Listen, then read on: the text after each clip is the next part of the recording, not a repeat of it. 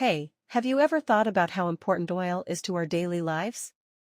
Yeah, it's fascinating when you think about it. It's not just about fueling cars and planes. Oil is literally everywhere. Exactly. It's in plastics, cosmetics, medicines, and even the clothes we wear. Sometimes I wonder what the world would look like without it. It would be completely different, no doubt. But don't you think we're too dependent on it? I mean, with climate change and all, it feels like we need to find alternatives. True, but the transition isn't easy. Oil is so integrated into the global economy. Many countries rely on it not just for energy, but as a major source of revenue. That's a good point. Countries like Saudi Arabia, Russia, and Venezuela have economies heavily based on oil exports. But doesn't that make them vulnerable to price fluctuations? It does. Remember the oil price crash a few years back? It hit those economies hard.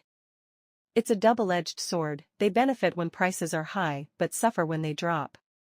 Exactly. That's why some of those countries are trying to diversify their economies. Like Saudi Arabia's Vision 2030 plan, they're investing in tourism, tech, and other sectors to reduce their dependence on oil. Yeah, I've read about that.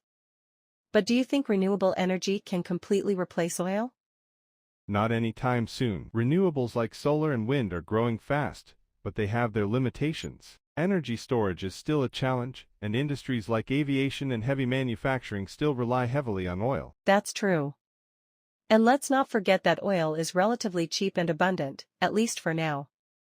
But we can't ignore the environmental costs. Absolutely. Oil extraction, transportation, and consumption contribute to pollution and greenhouse gas emissions. It's a delicate balance between meeting current energy demands and protecting the environment. I think that's where technology comes in. Carbon capture, cleaner extraction methods, and even biofuels could help reduce the environmental impact of oil.